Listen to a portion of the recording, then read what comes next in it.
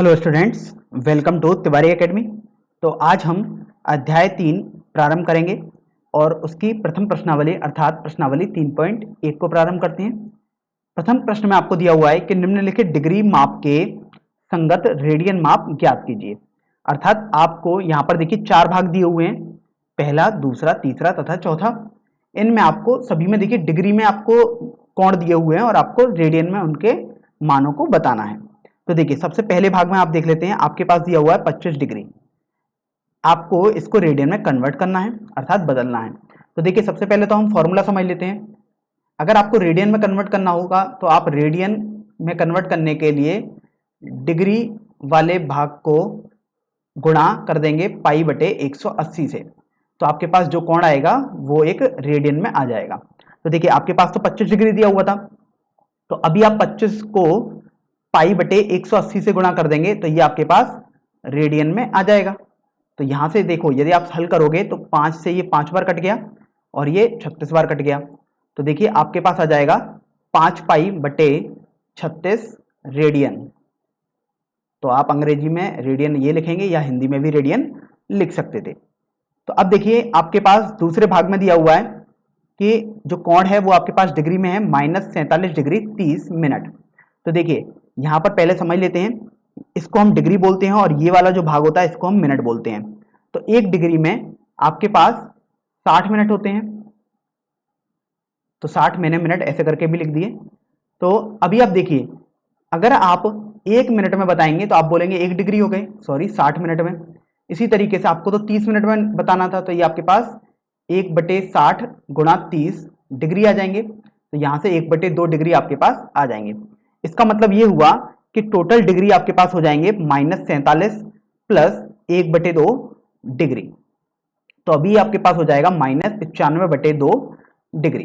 तो बेसिकली आपको देखो प्रश्न में तो बोला गया था -47 डिग्री 30 मिनट, लेकिन आपने पहले मिनट को डिग्री में चेंज कर लिया क्योंकि आपने रेडियन में बदलने का फॉर्मूला केवल डिग्री में बदलने के फॉर्मूले से ही पढ़ा है। तो देखिए यहां पर आपके पास चूंकि डिग्री में आ चुका है तो रेडियन में देखिए आपके पास आ जाएगा -95/2 डिग्री गुणा, आप अब पाई बटे 180 से गुणा कर देंगे।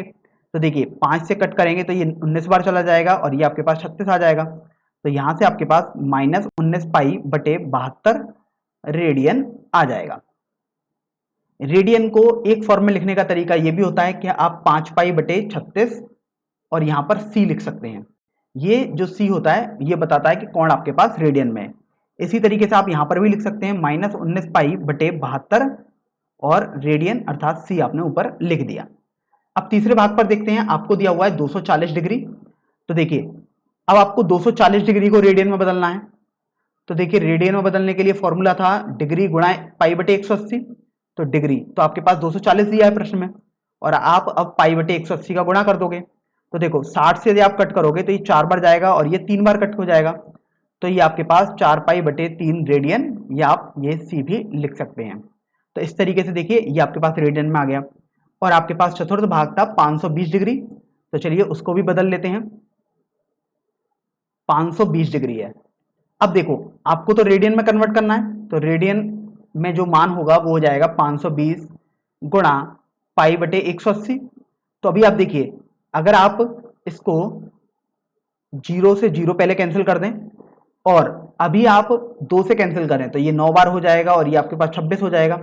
तो यहां से आपके पास 26 पाई बटे 9 रेडियन आ जाएगा, जिसको आप नोटेशन में 26 पाई बटे 9 सी भी लिख सकते हैं।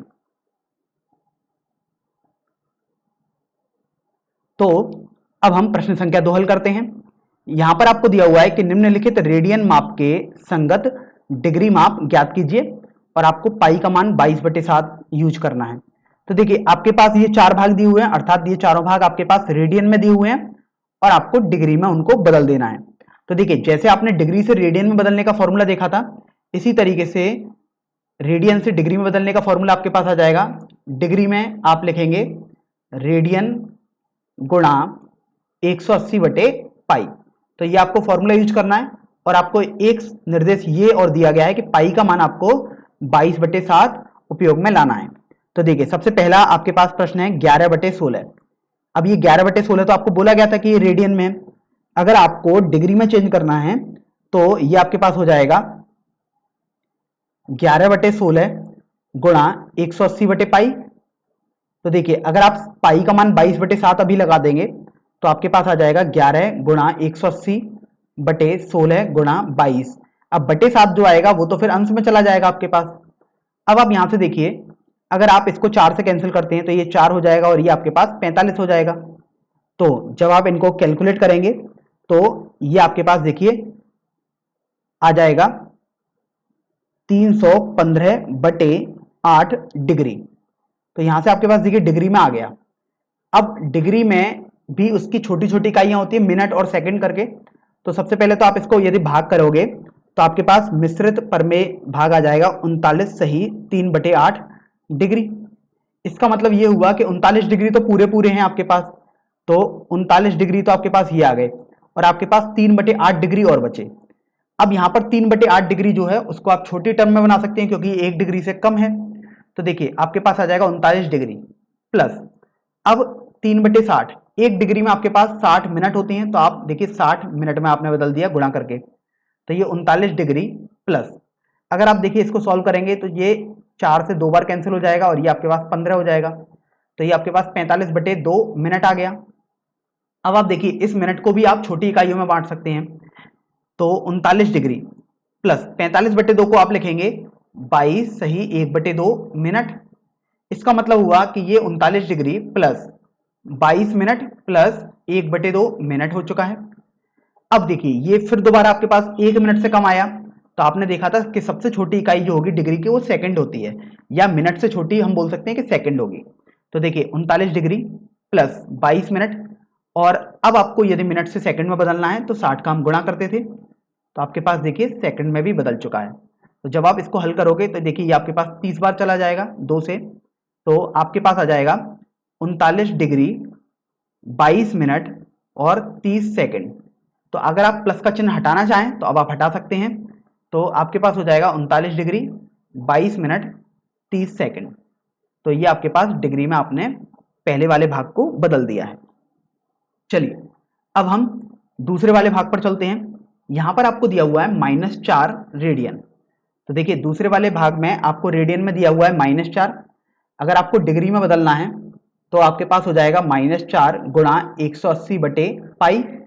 अब आपने सीखा था कि पाई को तो आप 22/7 रखोगे, तो -4 गुणा 180/22 गुणा 7 आ गया आपके पास। अब यहां से देखिए ये 2 बार चला जाएगा और ये 11 हो जाएगा। तो यहां से यदि आप इनको कैलकुलेट करोगे तो आपके पास आ जाएगा माइनस का 2520/11 डिग्री आ चुका ये आपके पास। अब आप ये देखिए कि ये तो आपके पास कुछ पॉइंट में आएगा, तो आप मिश्रित परमेयी भाग में लिखेंगे अर्थात मिश्रित भिन्न बनाएंगे, तो आपके पास आ जाएगा -229 सही 1/11 डिग्री। तो अभी आप ये देखो कि -200 सही 1/11 डिग्री आ गया। इसका मतलब हुआ कि माइनस में 229 डिग्री तो कंप्लीट हो चुके और 1/11 डिग्री और आ जाएगा आपके पास। अब आप जानते हो कि 1/11 डिग्री तो 1 डिग्री से कम है, अर्थात अब इसको आप मिनट में बदल सकते हो। तो आपके पास आ जाएगा -229 डिग्री माइनस 1/11 गुणा 60। तो अभी आपके पास देखिए मिनट में बदल चुका है, डिग्री था अब ये मिनट में आ चुका। तो ये आ गया -229 डिग्री माइनस आपके पास 60/11 आ गया। तो आप इसे लिख सकते हो 5 सही 5/11 और मिनट -229 डिग्री। अब देखिए आप इसको भी देखोगे तो इसका मतलब तो हुआ कि 5 जो मिनट है वो तो कंप्लीट हो चुके हैं और 5/11 मिनट आपके पास मिश्रित परमेय संख्या है। तो अभी आप देखिए, अब आप इस मिश्रित परमेय संख्या को मिनट को सेकंड में बदल सकते हैं। तो आपके पास आ जाएगा -229 डिग्री माइनस 5 मिनट, और देखिए अगर आप इसको सेकंड में बदलेंगे तो आपको 60 का गुणा करना पड़ेगा, बटे 11 आ जाएगा। तो आपने 60 सेकंड में बदल दिया 60 का गुणा करके। अब आपके पास आ गया -229 डिग्री माइनस 5 मिनट माइनस, देखिए ये आपके पास 300/11 आ चुका है और सेकंड में आ चुका। तो देखिए -229 डिग्री माइनस 5 मिनट माइनस, अगर आप इसको हल करेंगे तो आपके पास ये आ जाएगा 0.2 सेकंड। तो अभी आप ये देखो कि क्योंकि सेकंड के छोटी इकाई तो होती ही नहीं है, तो यहां पर आपको केवल सेकंड में ही बदलना है। अब आप यदि इन माइनस चिन्ह को हटाना चाहेंगे तो देखिए आपके पास आ जाएगा -229 डिग्री 5 मिनट। और अगर आप 27.2 पूरा लिखना चाहते हैं तो पूरा लिखें, अदरवाइज आप 27 सेकंड भी लिख सकते हैं, क्योंकि ये उसके आसपास ही है और आप जानते हैं कि सेकंड से छोटी इकाई कोई भी नहीं होती है। चलिए अब हम तीसरे भाग पर चल देते हैं। तीसरे भाग में आपको दिया हुआ है 5π/3। तो देखिए तीसरे भाग में जो आपको रेडियन में माप दी हुई थी वो थी 5π/3। अब आपको इसको डिग्री में बदलना है, तो डिग्री में बदलने के लिए आपके पास फॉर्मूला था कि 5π/3 गुणा 180/π आप कर देंगे। तो आप यहां से देखते हैं कि पाई से पाई तो कैंसिल हो गया और आपके पास बचेगा 5 गुणा 180/3, अर्थात देखिए 3 से ये 60 बार कैंसिल हो जाएगा, तो 300 डिग्री आपके पास बच गया। तो इस तरीके से आपके पास 300 डिग्री ही आंसर हो जाएगा। चलिए अब हम लास्ट पार्ट पर बढ़ते हैं, जो आपके पास चतुर्थ भाग दिया था 7π/6। तो देखिए 7π/6 को अब आप डिग्री में बदलेंगे, तो आपके पास रेडियन में तो दिया है 7π/6। आपने डिग्री में फॉर्मूला सीखा था कि रेडियन की माप गुणा 180/π होना चाहिए। तो देखिए आपके पास यहाँ पाई से पाई कैंसिल हो गया, तो आपके पास आ जाएगा 7 गुणा 180/6। फिर देखिए अगर आप 6 से 180 को कैंसिल करेंगे तो 30 बार चला गया, तो आपके पास 210 आ जाएगा। तो यही आपके पास चूंकि पूर्णांक में आ गया तो आप 210 डिग्री तुरंत लिख सकते हैं। अब हम प्रश्न संख्या 3 हल करते हैं। यहां पर दिया हुआ है कि एक पहिया 1 मिनट में 360 परिक्रमण करता है, तो 1 सेकंड में कितने रेडियन माप का कोण बनाएगा। तो अभी आप देखो, अगर एक पहिया परिक्रमण करता है, परिक्रमण करने का मतलब होता है कि वो गोल चक्कर में घूमेगा, अर्थात वृत्त के चारों तरफ एक तरीके से घूम रहा है, और एक बिंदु से अगर प्रारंभ कर रहा है तो वो उसी बिंदु पर जब आएगा तो उसको आप एक परिक्रमण बोलेंगे। तो इस तरीके से आपके पास ये एक परिक्रमण हो गया। और आप जानते हैं कि एक परिक्रमण करने में वो कोई भी वृत्त 2π रेडियन या 2π रेडियन कोण घूमता है। तो आपको तो बोला गया था कि 1 मिनट में 360 परिक्रमण करता है, अर्थात आप बोल सकते हो कि 1 मिनट में वो कोण घूमेगा 360 गुणा 2π रेडियन, क्योंकि 360 चक्कर वो घूम रहा है, तो 360 गुणा 2π कर दिया। अब आप जानते हो कि ये तो 1 मिनट में आपके पास 60 सेकंड आते हैं, अर्थात 1 मिनट में घूमता है, तो या आप बोल सकते हो कि 60 सेकंड में आपके पास 360 गुणा 2π रेडियन वो घूम जाएगा। तो अब आपको तो देखिए प्रश्न में बोला गया था 1 सेकंड में कितने रेडियन घूमेगा, तो 1 सेकंड में वो आपके पास हो जाएगा 360 गुणा 2π/60 रेडियन के बराबर। तो अभी आप ये देखो कि 60 से अगर 360 कट करेंगे तो 6 बार जाएगा, तो आपके पास 6 गुणा 2π अर्थात 12π रेडियन आ जाएगा। तो इस तरीके से आपने देखा कि 1 सेकंड में वह पहिया 12π रेडियन घूम जाएगा। चलिए अब हम अगले प्रश्न पर बढ़ लेते हैं, प्रश्न संख्या 4 पर। इसमें आपको दिया हुआ है कि एक वृत्त जिसकी त्रिज्या 100 सेंटीमीटर है कि 22 सेंटीमीटर लंबाई की चाप वृत्त के केंद्र पर कितने डिग्री माप का कोण बनाएगी, और आपको बोला गया है पाई बराबर आपको 22/7 यूज करना है। तो देखिए सबसे पहले तो आप इसका कॉन्सेप्ट समझ लेते हैं। अगर कोई भी वृत्त है तो वृत्त की त्रिज्या अगर मैं r मान लूं और ये वृत्त का केंद्र मान लेता हूं O, तो कोई भी चाप होगी तो कुछ इस तरीके की आपके पास देखिए चाप आ जाएगी। और देखिए ये वृत्त की चाप है, इसलिए मैंने यहां पर इस डैश डैश डैश से आपके पास बना दी है। तो आपको बोला गया है कि वो घूम रही है, तो घूमने वाला पार्ट मतलब वो केवल इतना घूमा है आपके पास, ये समझ में आ गया आपको। चलिए तो अब देखिए आपको बोला गया है ये जो चाप है, ये जो चाप है आपके पास, ये वृत्त के केंद्र पर कितना कोण बना रही है, अर्थात ये आपको थीटा निकालना है। तो अब यहां पर आप देखो कि 22 सेंटीमीटर लंबाई की चाप, अर्थात ये आपके पास लंबाई होती है जो इतनी, देखिए ये जो वृत्तीय लंबाई होती है इसे ही आप चाप बोलते हैं, लंबाई, चाप की लंबाई बोल सकते हैं आप। और देखिए ये आर आपके पास त्रिज्या हो गई वृत्त की। तो अभी आप देखिए आपके पास एक फॉर्मूला होता है कि एल बराबर आर गुणा थीटा। अब यहां पर एल आपके पास होता है चाप की लंबाई, आर आपके पास होता है वृत्त की त्रिज्या, और थीटा आपके पास होता है कोण जो वृत्त के केंद्र पर बनाया जाता है, लेकिन ध्यान रखना है कोण हमेशा यहाँ पर हम रेडियन में लेते हैं। तो इसका मतलब जब भी आप L बराबर आर थीटा वाला फॉर्मूला लगाएंगे, थीटा आपके पास रेडियन में ही होना चाहिए। तो अब देखिए, आपसे बोला गया था कि केंद्र पर कितने डिग्री में आपका कोण बनाएगा, तो अभी आप L बराबर आर थीटा लगाएंगे। L अर्थात चाप की लंबाई, तो आप देखिए आपके पास बोला गया 22 सेंटीमीटर है चाप की लंबाई, तो L का मान आपने 22 सेंटीमीटर लगा दिया, बराबर R अर्थात वृत्त की त्रिज्या, वो आपके पास देखिए दिया हुआ है 100 सेंटीमीटर है, तो आपने 100 सेंटीमीटर लिख दिया, गुणा थीटा आ जाएगा। तो यहां से आप देखिए आपके पास थीटा आ जाएगा 22/100। अब ये 22/100 आपके पास रेडियन में आया है, या आप बोल सकते हैं कि 22/100 और आप यहां पर C लगा सकते हैं, जिसका मतलब यही है कि ये आपके पास रेडियन में आ गया। लेकिन आप देखिए आपको तो बोला गया था कि वो कोण आपको डिग्री में बताना है, तो अब आपके पास रेडियन में यदि कोण आ चुका है तो डिग्री में कोण तो आप आसानी से बदल सकते हैं। तो देखिए डिग्री में जो भी कोण होगा वो रेडियन में कोण गुणा 180/पाई के बराबर होता है। तो आप देखिए आपके पास हो जाएगा 22/100 गुणा 180 अब यहां से आपको प्रश्न में निर्देश भी दिया गया था कि पाई का मान आपको 22/7 प्रयोग में लाना है। तो देखिए अगर आप 22/7 को प्रयोग में लाएंगे तो यहां पर पाई का मान 22 और जो 7 हर में आता वो तो अब अंश में पहुंच जाएगा। तो अभी आप ये देखो कि 22 से 22 तो आपके पास कैंसिल हो गया, और यहां से 0 से 0 कैंसिल हो गया, 2 से ये 9 बार गया और ये 5 बार गया, अर्थात आपके पास 9 × 7 63/5 डिग्री आ चुका है। लेकिन आप देख रहे हो ये जो डिग्री आपके पास आया है वो एक कंप्लीट डिग्री तो नहीं है, तो आप बोलोगे इसको मिश्रित भिन्न में आप कन्वर्ट करोगे तो आपके पास आ जाएगा 12 सही 3/5 डिग्री, अर्थात आप लिख सकते हो कि 12 डिग्री प्लस 3/5 डिग्री।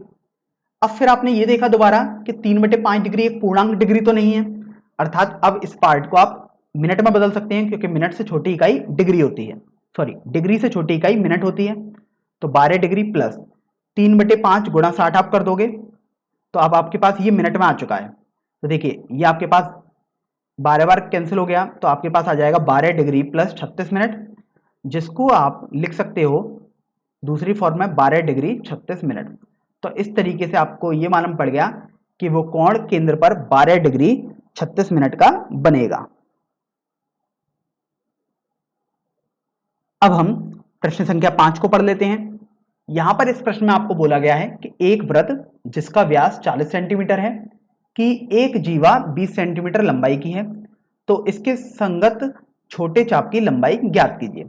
और देखिए यहां पर आपको सम्मुख चित्र भी दे दिया गया है। तो आपको बोला गया था वृत्त का व्यास 40 सेंटीमीटर है, तो आपको यहां से समझ में आ गया कि यदि व्यास आपके पास 40 सेंटीमीटर है तो जो त्रिज्या होगी वृत्त की वो आपके पास 40/2 अर्थात व्यास बटे 2 हो जाती थी, तो आपके पास 20 सेंटीमीटर आ गई। और आपको बोला गया है कि इसके जो जीवा है एक, उसकी लंबाई 20 सेंटीमीटर है, तो आप देख सकते हैं ए बी आपके पास एक जीवा दी हुई है जिसकी लंबाई आपको 20 सेंटीमीटर दी हुई है। तो अभी आपसे इसके संगत छोटे चाप की लंबाई पूछी गई है, और जो इसके संगत देखिए छोटा चाप आएगा वो ये वाला चाप आ जाएगा, अर्थात अब आपको चाप ए बी की लंबाई निकालनी है। तो चाप ए बी की लंबाई निकालनी है आपको, और आपने यदि इसको L मान लिया, अर्थात अब आपको L का मान निकालना है। तो अभी आप सबसे पहले तो ये देखिए कि OAB ट्राइंगल OAB आपके पास एक समबाहु त्रिभुज हो रहा है, क्योंकि सभी भुजाएं आपके पास समान हैं, 20 सेंटीमीटर 20 सेंटीमीटर और 20 सेंटीमीटर। और आप जानते हैं कि समबाहु त्रिभुज का प्रत्येक कोण आपके पास समान हो जाएगा, और वो कोण आपके पास 60 डिग्री का हो जाता है। तो देखिए ये भी आपके पास 60 डिग्री हो गया, ये भी आपके पास 60 डिग्री हो गया, और ये भी आपके पास 60 डिग्री हो चुका है। तो यहां से यदि आप इस कोण को थीटा बोलते थे तो आपने एक फॉर्मूला पढ़ा था L बराबर आर थीटा। ध्यान रखें थीटा हमेशा रेडियन में होता था आपके पास। तो अभी आपको ये तो समझ में आ गया कि थीटा बराबर आपके पास 60 डिग्री है। अब डिग्री को सबसे पहले आप रेडियन में बना लीजिएगा, क्योंकि तभी आप फॉर्मूला ये लगा सकते हैं। तो देखिए थीटा बराबर 60 गुणा पाई/180 कर देंगे तो आपके पास रेडियन में आ जाएगा। तो यहां से पाई/3 रेडियन आपके पास आ चुका है। तो यहां से आपने 60 डिग्री को रेडियन में भी बना लिया पाई/3 के बराबर। तो अभी देखिए अब आप ये फॉर्मूला लगाएंगे तो L आपको निकालना था बराबर R अर्थात त्रिज्या वृत्त की, तो वो 20 ही है, और थीटा आपने पाई/3 निकाला है।